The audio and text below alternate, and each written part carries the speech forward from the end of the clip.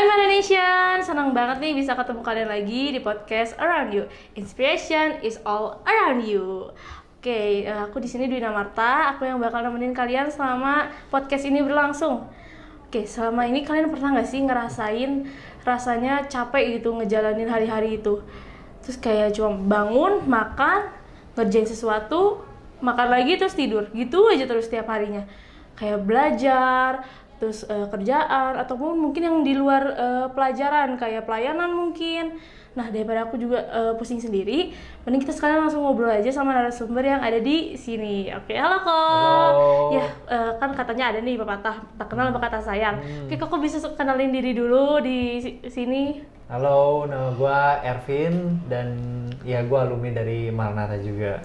Oke, Kok kalau boleh tahu kerjanya apa sih sekarang tuh? Sekarang gue jadi videographer, director juga, Wow. terus ngambil juga freelance dari luar gitu sih. Oke, kalau boleh tahu nih, dengar-dengar nih Kak nih sambil kuliah waktu dulu kan sambil kerja. Itu apa nggak capek nih, apalagi anak dari kafe kan yang dikenalnya tuh tidurnya pun jarang gitu, tapi kok masih berani ngambil kerja nih? Kok apa maksudnya nih, mau ambil penyakit apa gimana nih kok? Sebenarnya masa tuntutan ekonomi. Oke. Jadi bukan emang Oke. suka kerja sambil kuliah, tapi emang karena dari zaman kuliah gue udah seneng kerja, jadi kebiasaannya tuh kebawanya kayak workaholic gitu ya jadinya. Oke. Jadi senang kerja aja, jadi nggak kerasa capek sih sebenarnya, asik-asik aja. Jadi enjoy aja ya, Enjoy kayak aja selama sebenarnya. walaupun kuliah gak tidur juga tetap dikerjain aja gitu. Iya, nggak tidur banget, enggak sih sebenarnya Oh, tidur ya. oke, tetap. Tetap tidur, cuman ya paling cuma ya beberapa jam lah. Oke, Gitu. iya. Kan sekarang Koko lagi kerja nih. Kalau Koko tuh lebih milih untuk kerja untuk hidup atau hidup untuk kerja nih kok? Kerja untuk hidup atau hidup untuk kerja? Pertanyaannya bagus ya. Sebenarnya dua-duanya setuju sih, hidup untuk kerja karena ya kita dilahirin udah langsung di dunia, emang mau ngapain lagi selain bekerja, ya nggak sih? Terus menurut gue untuk mendapatkan sesuatu yang gue pengen, ya gue harus kerja dulu untuk mendapatkan itu. Mungkin ya untuk beberapa orang ada aja ya yang bisa minta secara langsung ya, mungkin ke saudaranya, mungkin ke orang tuanya segala macam. Tapi bagi gue untuk mendapatkan sesuatu yang gue pengen, ya gue harus bekerja dulu. Jadi hidup untuk bekerja benar, dan kalau kerja untuk hidup juga benar. Karena kalau lu nggak kerja ya lu nggak akan hidup. Sesuai dengan yang tadi gue bilang kan, kalau lu pengen sesuatu yang lu pengen, misalnya gue pengen makanan yang enak, ya pasti harus kerja dulu untuk hidup, benar. Jadi dua-duanya setuju sih gue. Oke, kalau misalnya kayak gitu kok, menurut Koko life work sama life work balance itu kayak gimana sih kok? Life work balance, mungkin lebih ke jam kerjanya atau gimana tuh? Mungkin ya kalau lebih ke jam kerjanya, jadi untuk pekerjaan sama kehidupan tuh yang balance tuh gimana menurut Koko? Oke, yang balance. Sebenarnya kayaknya beda-beda ya tiap orang, cuman menurut gua karena gue sebenarnya suka kerja, karena gue suka kerja, jadi sebenarnya kalau kerja lebih dari 8 jam, banyak kan orang yang kerjanya 8 jam ya, 8 apa 9 jam? Rata-rata 8 jam ya. Sekitar segitu ya, 8 sampai 9 jam. Sebenarnya gua nggak apa-apa sih, nggak masalah lebih dari itu. Misalnya mungkin 14 jam atau 16 jam dan beres dari situ langsung makan tidur, itu nggak apa-apa sih menurut gua, tetap work life balance. Cuman gimana ya? Menurut gue yang bikin jadi work life balance tuh apa yang kita kerjain. Jadi kalau misalnya gue ngerjainnya itu sesuai dengan passion gue, menurut gue itu udah langsung work life balance, walaupun kerjanya juga 20 jam. Oh iya gitu. benar. Jadi ya. ya menurut gue gitu sih apa yang gue kerjain. Bukan berdasarkan harus kerja 8 jam kah, harus ada istirahatnya kah, atau mungkin harus ada healing ya. Iya, healing. Zaman healing ya. Harus ada healing atau apapun. Ya beda-beda sih. Oke, kalau sesuai passion sih mungkin udah balance ya kalau kayak Koko tadi ya. Jadi belas jam pun Koko masih merasa nyaman ya walaupun benar. Kayak gitu. Oke. Kalau menurut Koko kan tadi berbelas-belas jam tuh udah masih nyaman untuk Koko. Nah, kalau dari Koko sendiri berapa jam sih untuk kerja dan berapa harinya gitu kok? Apakah nanti di hari Minggu bisa healing atau main sama teman atau gimana gitu? Ya ini bagus sih sebenarnya. Biasanya sih setiap gue tuh kerja karena mungkin freelance juga ya. Jadi Sabtu Minggu juga tetap kerja sebenarnya. Cuman gue membiasakan setiap sesudah gue makan malam, gue biasain untuk stop dulu. Benar kan ini? Benar sih salah. Gue biasain dulu buat stop, gue ngebiasain dulu buat main, atau kalau misalnya ngobrol sama orang yang kita sayang, misalnya keluarga, atau mungkin ya kalau punya pasangan sama pasangan, sama teman-teman. Biasanya gitu gue luangin waktu buat refreshing, terus ya kalau mau tidur silahkan tidur. Gue sih lanjut lagi biasanya lanjut kerja sejam 2 jam buat buat kayak ngerimain aja otaknya biar masih ada kerjaan nih buat besok gitu. Iya. Baru sinya tidur lagi. Oke, menurut Koko nih, work life balance tuh perlu nggak sih? Kayak misalnya kan Koko freelance nih ya, mungkin pernah nggak ada sekali-kali kayak ada kerjaan, tapi kerjaannya tuh ngedadak dan juga deadline-nya mepet tuh. Koko tuh gimana? Apakah Koko bakal ngerjain itu aja atau udahlah, udah capek nih hari ini kayak gitu? Oke, work life balance. Mungkin kalau lu nanyanya gue tahun lalu, gue bilang itu perlu banget. Kalau misalnya ada kerjaan mendadak, gue nggak akan mau ngerjain. Karena itu di luar jam kita istirahat kan. Biasanya kita istirahat ya udah malam, nggak akan mungkin lagi kerja kan. Cuman semakin bertambahnya umur, nanti itu kita bakal dikasih tanggung jawab yang lebih besar. Dan menurut gue itulah tanggung jawab yang lebih besar. Perusahaan tuh bukan perusahaan ya, sebenarnya orang yang kerja bareng kita bakal ngasih kepercayaan sepenuhnya ke kita.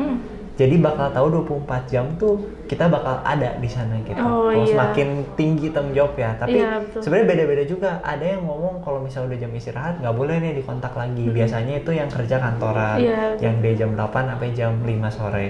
Kalau kayak freelance nggak ada sih, dia tetap lanjut gitu.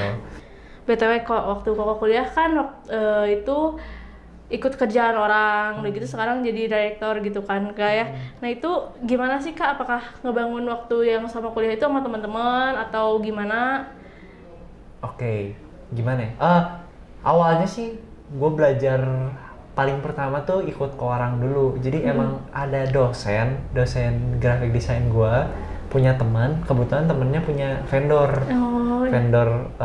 video foto gitu. Nggak foto sih, lebih ke video, cuman dia advertising wedding juga, sweet seventeen juga. Gue ikut ke dia untuk belajar di situ. Terus karena ya ilmunya udah lumayan lah ya, cukup naik kan, tiap tahun bisa naikkan, lu juga ya kan. Kalau belajar terus pasti naik. Nah, seiring jalannya waktu udah mulai naik, gue bikin sama temen gue juga vendor bertiga sama temen gue, dan ya sampai sekarang masih jalan. Terus ya itu ikut lagi ke orang sekarang, ke in-house gitu.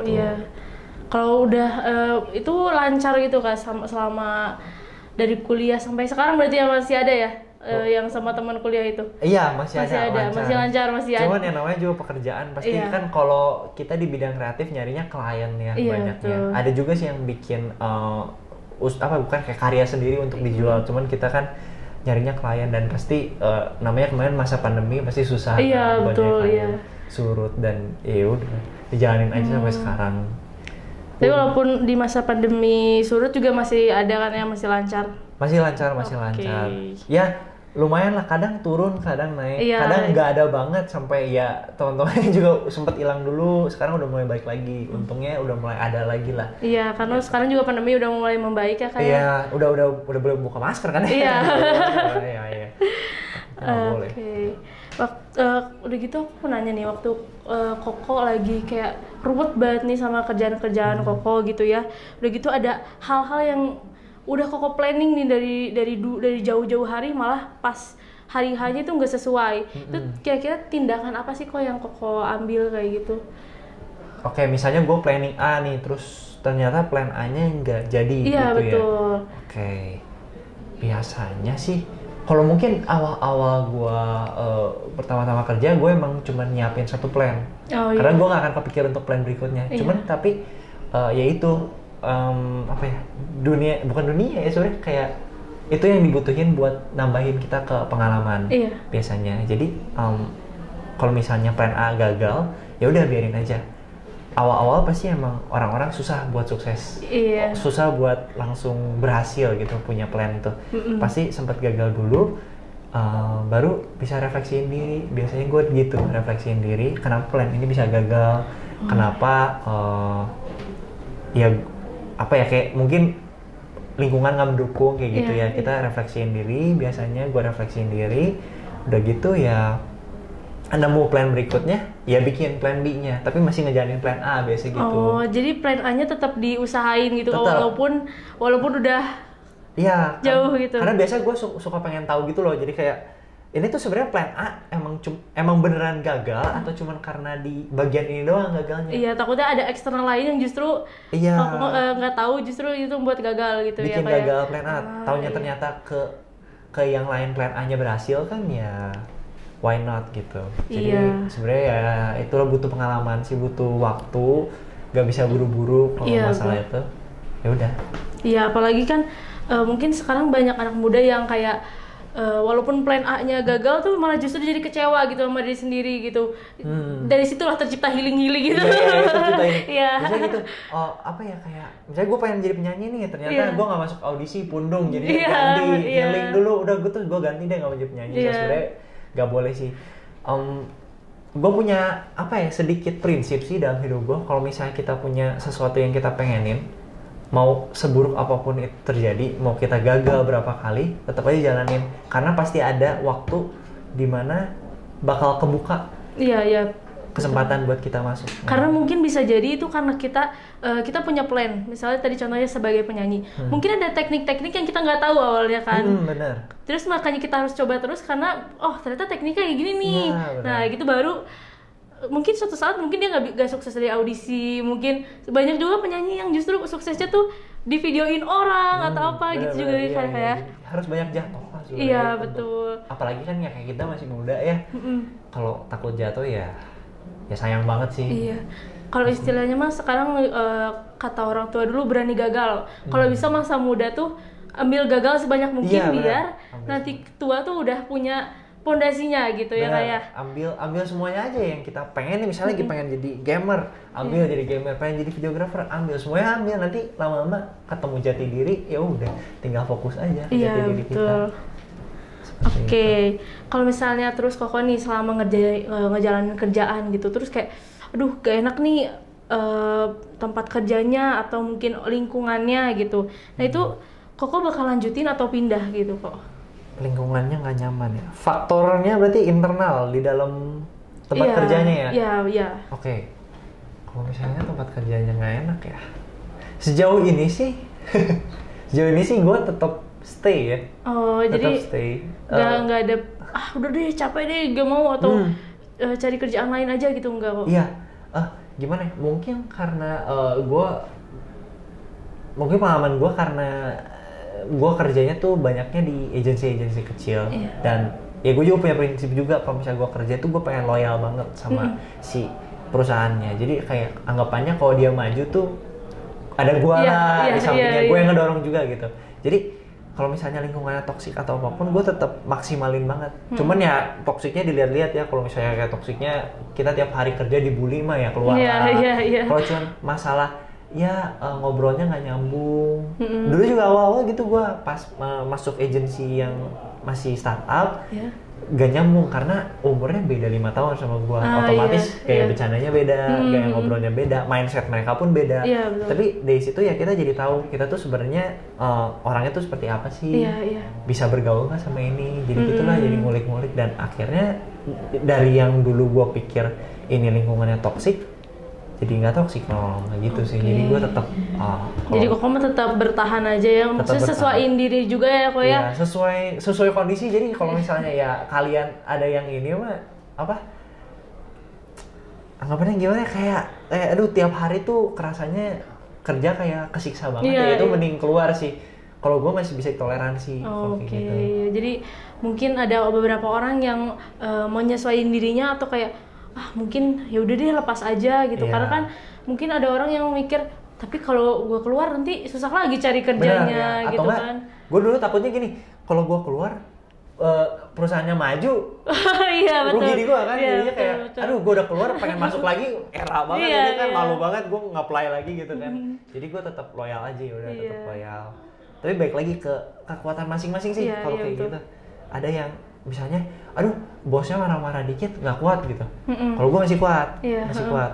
Cuman kalau ada yang kayak misalnya lingkungan toksiknya tuh gini, lingkungan kerja toksiknya malam-malam jam 10 malam udah mau tidur dikasih kerjaan, tolong Iya, dong betul. editin, aduh nggak bisa ini mah kerjaannya Iya, terlalu iya. toksik. Nah gitu, menurut gua nggak itu, Oh, jadi iya. emang beda-beda.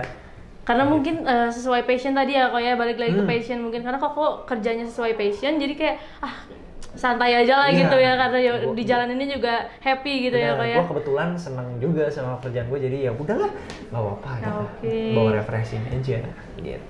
Kalau misalnya di tempat kerja tuh ada nggak sih kepengenan Koko tuh kayak gimana sih, kayak regulasinya atau aturan kerjanya tuh kayak gimana kok? Lebih lebih di bawah santai kah atau serius Oh, atau oke. keduanya mungkin?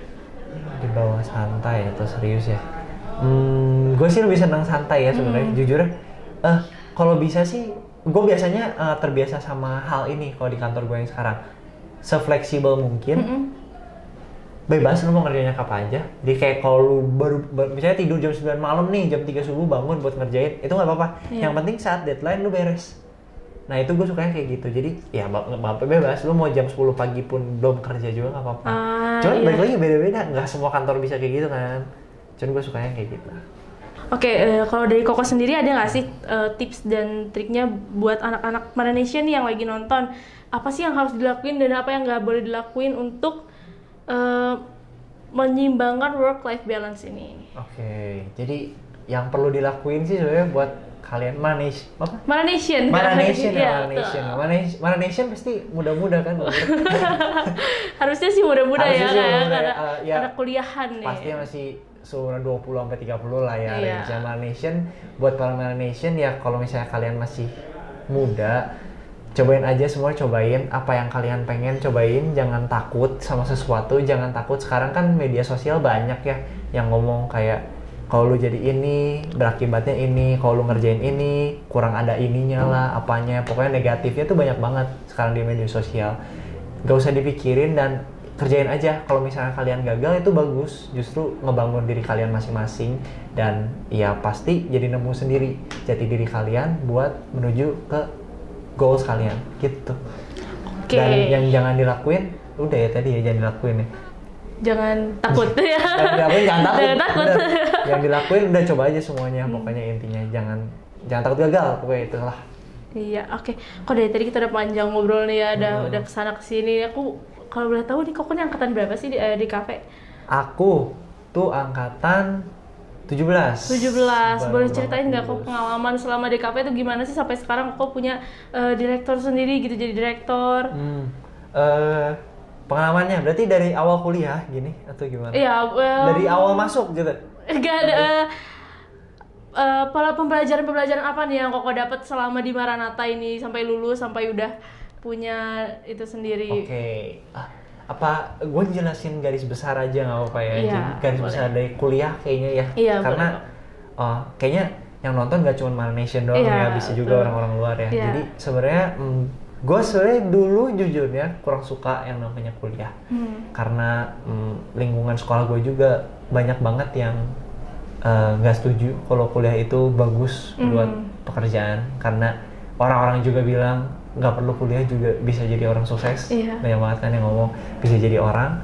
Cuman setelah gue ikut pembelajaran, ikut di Maranatha, ikut kelasnya, ngobrol sama dosen, ketemu sama teman-temannya, ikut kayak seminar-seminarnya. Di situ tuh gue sadar bahwa kuliah tuh yang penting bukan cuma ilmunya doang. Iya. Ya otomatis kita dapat ilmu kan. Iya. Kalau gue FSRD, gue dapat ilmu desain. Iya. Kalau misalnya lu manajemen ya, Iya, aku manajemen. dapat bisnis gitu kan Iya, ya. betul. Masalah nah nggak cuma ilmu doang, tapi yang dididik tuh di kita mental juga. Iya. Di kuliah tuh mental yang dididik. Di Maranatha bagus banget.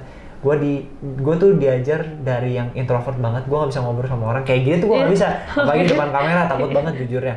Sampai ke benar-benar ya gue bisa ngomong di depan kamera, bisa Iya. ngobrol sama orang, bisa ngobrol sama klien, bisa punya teman banyak, bisa Iya. ngobrol sama dosen, dan itu tuh bagus banget. Jadi ya orang-orang yang sudah dikuliahkan atau sudah ikut kuliah jangan males lah, bagus banget. Iya, apalagi Maranatha juga.